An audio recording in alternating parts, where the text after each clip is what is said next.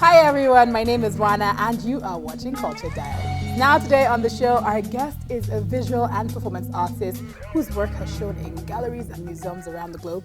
And of course, she is known for using her body to explore movement and mark making. Welcome to the show, Wura-Natasha Ogunji. Welcome, Wura. Thank you for being here. You've had pretty much amazing couple of years with your work just showing in different parts of the world. Is it something that you always expected? I guess I expected it, but I don't think about it when I make work. I just make the work because I'm excited to make the work. So, and then it kind of like carries itself to different places. You're of course based. You were based in the United States, but something brought you to Nigeria. Yes. Share that with us. Something that had to do with both your heritage and your work that brought you to Nigeria. Yeah, I mean, I grew up in the U.S. and I just started coming to Nigeria about 6 years ago. And when I came here for the first time, it was with an artist's grant from the Dallas Museum of Art.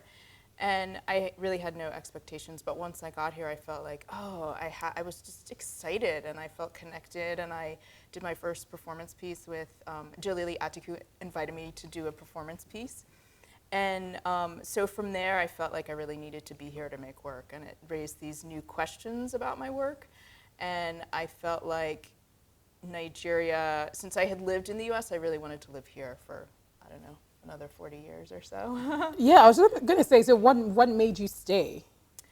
It just worked. Like I loved the questions I was asking with the work. Like the work is about the presence of women in public space, and audiences are very generous on the street. And I love working with the other artists, and then also just the experience of living in a place that's very social, where you're not so isolated in. Like Americans can spend a lot of time alone, and I really like this kind of constant social interaction and how that informs and shapes the work. So all of that, along with, I mean, being Nigerian, my father's Nigerian, and feeling like I have a connection and just a desire to get to know things here. And it's almost like learning another language. You know, you become, it brings out a new part of yourself to live in another place and speak another language. And so I felt like that was a part of myself that really needed to have voice and presence in the world. You talked about the fact that, a lot of your work is about women in the public space. And you've talked about how you like interruptions and disruptions in some way. I want you to sort of explain that further, what you mean when you say that. Yeah, well, I'm really interested in those spaces where rules get broken. And especially when they get broken in an unexpected way. So the rules are getting broken, but it's in a way that people kind of support and are excited about. So, I mean, one example of that here is like egungun, or even like the street egungun that, when you see these masked dancers coming through the streets, you move away from them and you have a certain deference and respect and maybe like fear. And so they have this real ability to kind of stop everything that's going on, daily life. And for me, that's really interesting as a performer and also a woman, and also thinking about the fact that women can't dance egungun or be in the secret society. Like, what are aspects of that that can be used in performance in order to, for example, allow women to walk freely in the street? And that's like, walking freely meaning you can walk down the street and have a presence and people aren't going to touch you or ask you for anything or comment or look at you in a way that is, they want something from you. You can just really just be free and people move out of the way and they make space for you. So I think those spaces are really exciting, and I think those spaces are also places where interesting things happen. You talk a lot about, how you're disrupting the spaces. You have all these intentions, these questions you want to ask when you're creating a performance piece. But do you ever feel like it's lost on the audience? I feel like the audience, okay, first of all, I don't think about the audience. Like, they're sort of in my peripheral thinking. So I think about them in terms of, like, I know audiences here are very generous and active and interactive, and they ask questions and they comment and they get involved. And so that's very exciting for me. But I'm not interested so much in how they, like what they take away, or if they're taking away exactly what I want them to, I'm thinking about. I'm more interested in the experience of the performers and in how the performers become transformed and transported by the participation, by the action. And so the audience, of course, is really involved in that. Like, we did a piece recently with Diola and Amina in Balagoon Market, and they had it's called Strut, and they have these costumes that are kind of shiny on one side. They're kind of like capes, but they can be other things, and they're getting them wrapped around their heads. And so we did it at this market stall with fabric, and so we're filming them, and then the women start helping and like commenting on how they should be wrapping the head and the gele and all this stuff. And then, you know, the area boys come around, and then like the madame from the market comes around, like, you should have taken permission, and Diola's speaking in Yoruba, and she's like, oh, this is just for carnival, and I needed to take some shots. And so there's like all this negotiation going on. And during this thing, like, there's women walking up and watching, and one of them's like, I want to be in it. How can I be in it? And it's like very exciting, because it's like you're basically like witnessing a kind of space making and presence. And that was the first time that I heard someone say, multiple people say, how can I participate in this thing? And that was, I'm still thinking about how to make that happen, but I think that witnessing an action changes you. And I think that we learn a lot from watching someone do something. Like, I can explain to you something, but if I get up and do it, you're like, oh, I totally get this thing, right? And so there's something about that is really powerful, and that I'm interested in evoking in the audience, because it's visceral and it's sensual, and it's like this immediate kind of urge to connect that's outside of financial expectations somewhat. Your body is also a huge tool in your work, whether it's both your visual practice and your performance practice as well. And of course, there's been this talk or sort of criticism about the narcissism of art now, with a lot of, people using themselves within their work. It's sort of like a selfie work. Yeah, selfie art. Exactly, selfie art. So, what do you have to say about that, though? I'm like not a selfie person at all, and I use my body because I'm interested in the capacity and capability of the body, like how high can I jump, and how far can I run, and how fast can I run, and I've been like asking people to race me since I was very little. So I think that our bodies are these like amazing machines, and we carry memory and cellular memory and genetic memory and ancestral memory. And so it's just like, I'm very interested in how we can push and stretch that. I think my use of the mask and other kinds of wrapping and hiding things kind of interrupts this sort of self-centered thing. I'm not particularly interested in like seeing myself like Wura on camera, look at me, look at what I'm doing. I think that's more of like an acting thing. I'm more interested in the visuality of it, so how it's filmic and photographic, and then also what it does to use our bodies and push our bodies, and maybe not push our bodies, and sort of feel that capacity in the world. Performance art is always also has this sort of baggage of elitism attached to it sometimes. I thought it had a baggage of just being bad most of the time. It's like, oh, you're just walking around the market, that's art, really?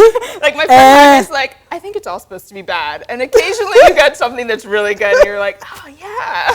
No, but I feel like there's always this talk about, like, oh, this elitist art that doesn't really mean anything. It's like, you just put a spin on it and you call it art. Right. But performance is a very huge part of our culture. Yeah. Any which ways. Like, when you look from history, it's always been part of our culture, whether it's with festivals, you've talked about egungun, whether it's with processions, as well, certain rituals, weddings. There is a performance to everything. Yeah, a fight on the street is so performative. It's like.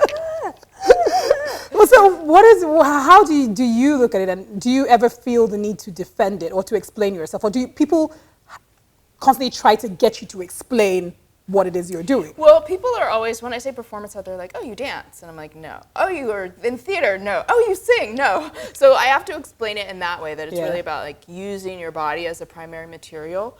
But I think this thing of being a performative people means that there are references in language that people can connect to. So like riffing off of Egungun, but women wearing these sort of futuristic costumes, but then you can see the flesh. It's like people can make a connection, but it's also like a disconnection. And but there's a vocabulary for it. There's a way you behave when people are, you know, proceeding down the street, and there's a way that you there's a maybe like a respect or an interest or an attention that you give because of these things. And so I think that's really nice here, because it means that what you make has a kind of weight to it, and it's within a history, or even if it's not within that history, it's like speaking to something that's familiar to people.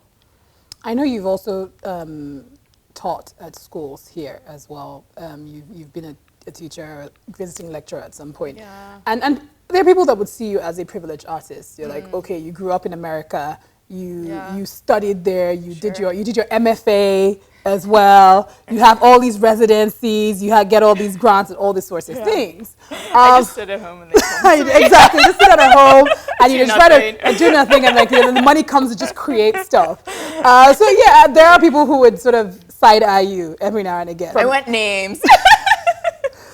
You want to get me in trouble now? So I want to know the fact that, you know, you have experienced a lot of these certain privileges, but you also have gotten to teach in schools here. What do you think are some of the missing things for a lot of sort of young people, young artists? Well, I mean, I think one of the main things here is there's this survival thing, which is true everywhere in the world. I mean, artists in the US have this thing about struggling. But I think that sometimes if you're making work for money, like I actually had a conversation with BC Silva about this a few months ago, that she was saying she felt like some of the most interesting work is coming out of Ghana because they don't have a market.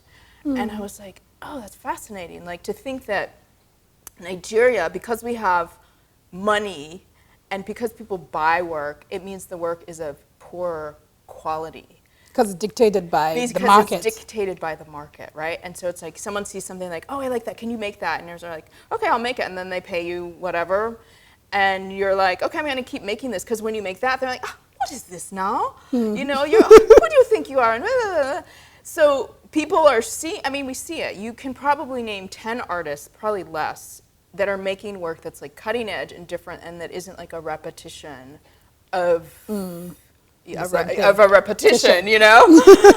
So I think that, but one thing that is so exciting is whenever I talk to young artists, they are always, they can even articulate, okay, I make this work to sell, but what I really want to do is this thing. And I'm always like, that thing that you really want to do is actually what's really interesting and what's going to get you exposure and exhibitions and more money and support. And so I think there's that space of just kind of conversation that young artists don't have.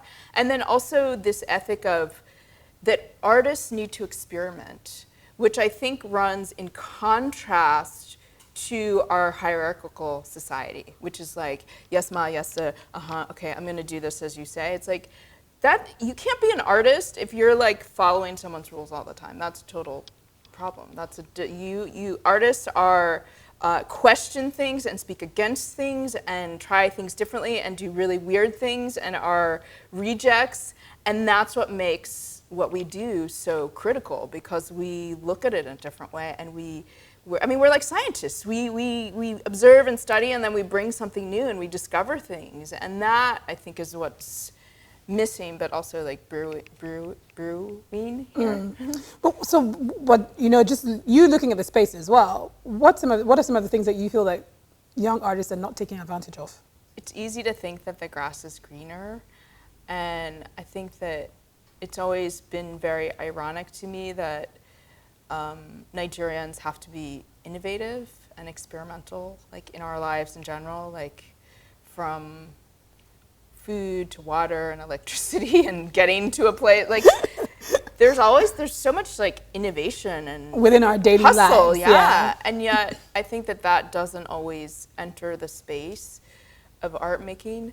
But I think, I mean, for better or worse, Africa is sort of like in the vision of Africans and of people globally, and so it's a really great opportunity to make unique things and make things that reflect your own voice. And I think that it's almost like a self-awareness that people aren't having. Like you're trying to like, okay, I need to get the shows and this and that, and it's like, but making work is really about, being an artist is about being able to make the work regardless of if the sun is shining on you or not. Like you have to make a personal decision and commitment that's like, I'm gonna do this if no one ever cares, you know? And then you get to a place where you don't really care what anyone thinks. Like for me, I can listen, I mean, people can like rip the work apart.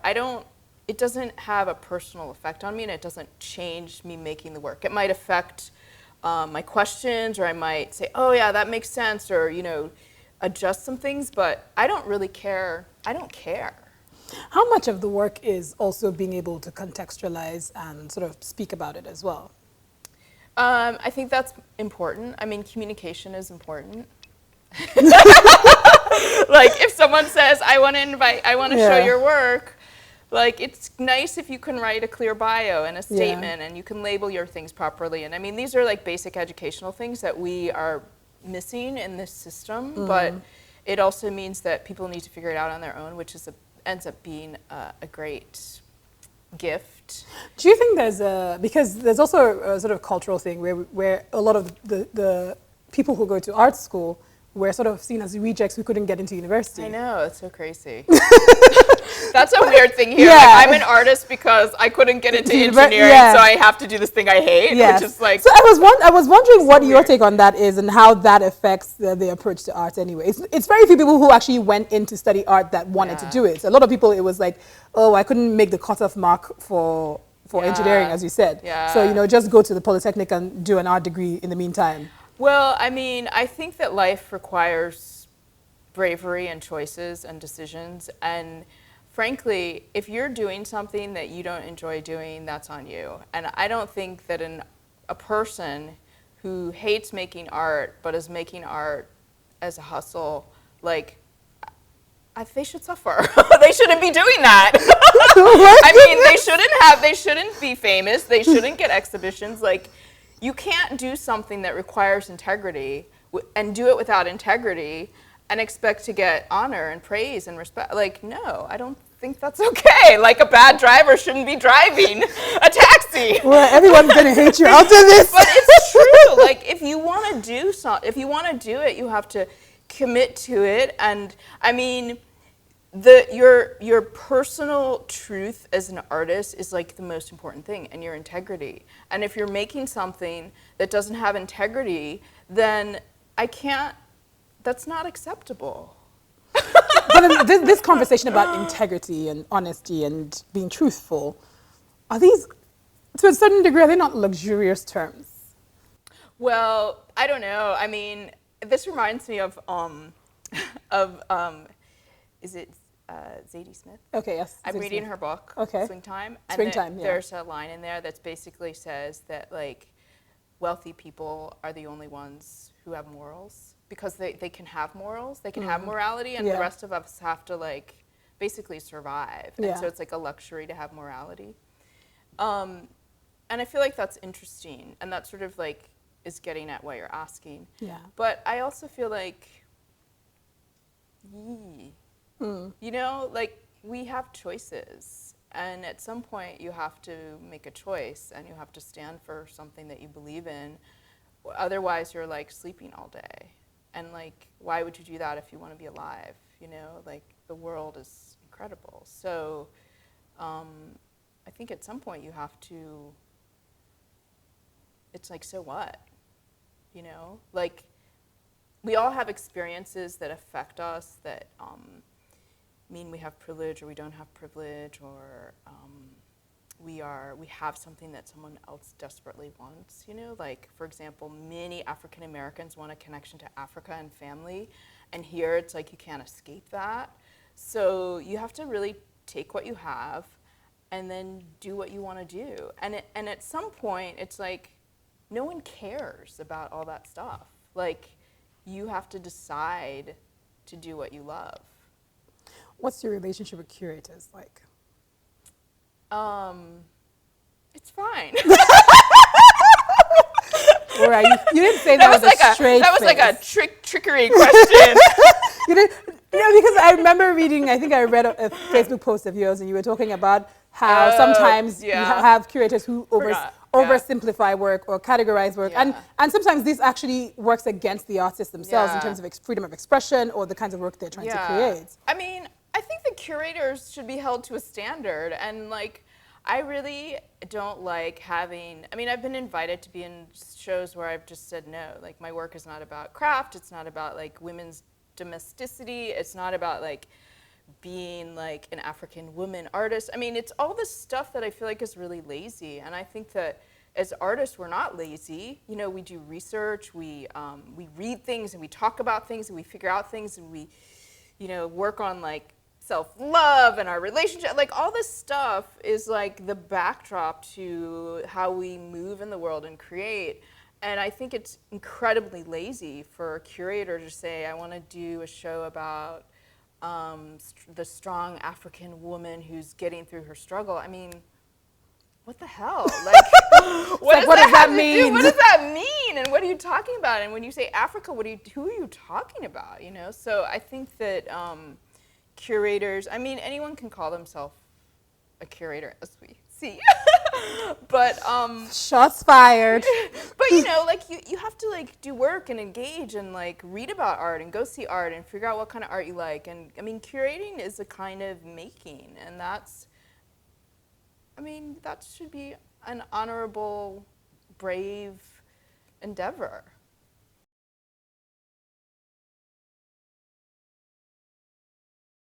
There's a piece, but I can't remember the name of it, and it's by a poet. Okay, let me think of something. Who is it by? I can't remember his name. Oh my gosh.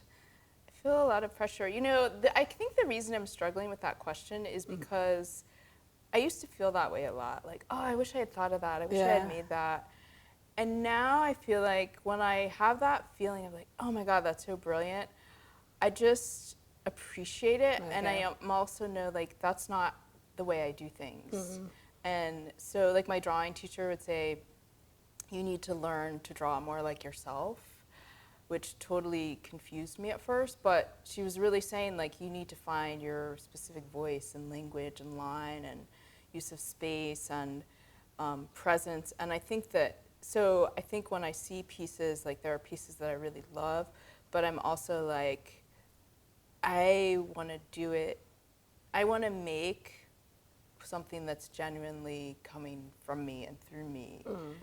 I really like Marina Abramovich, though she's super controversial because she's said a lot of like racist things. Mm. But I love her. I love sort of like the whole of the work. I mean, Bjork as a musician. Oh my God.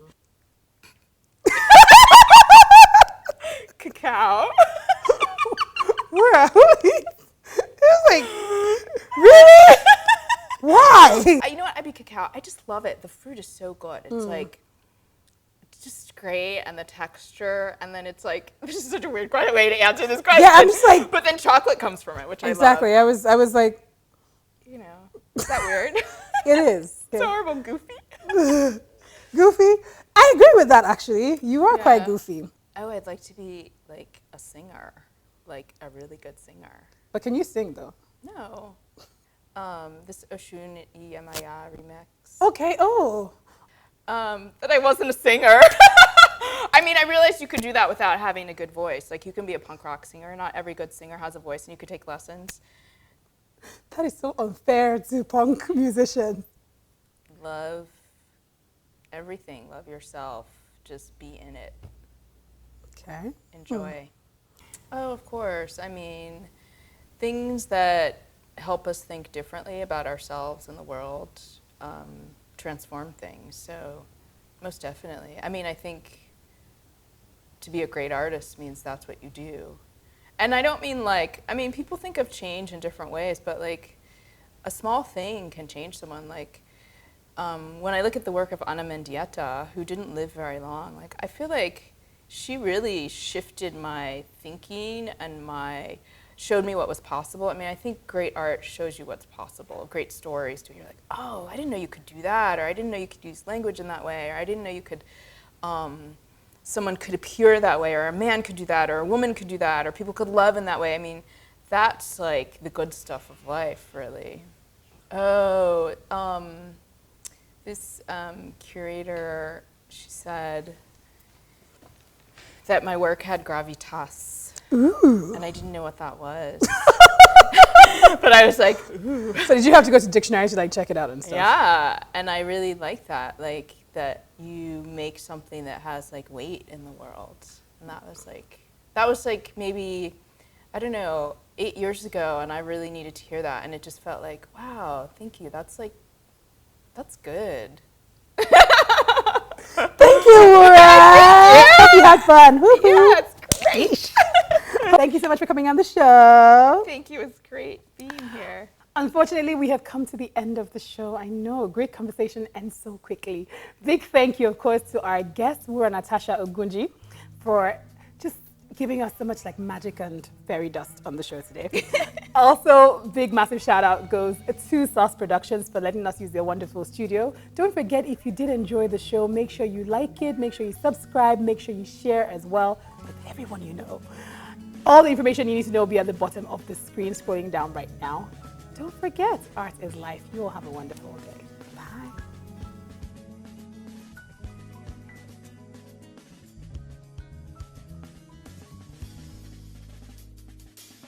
Gotta go, she's 5'3".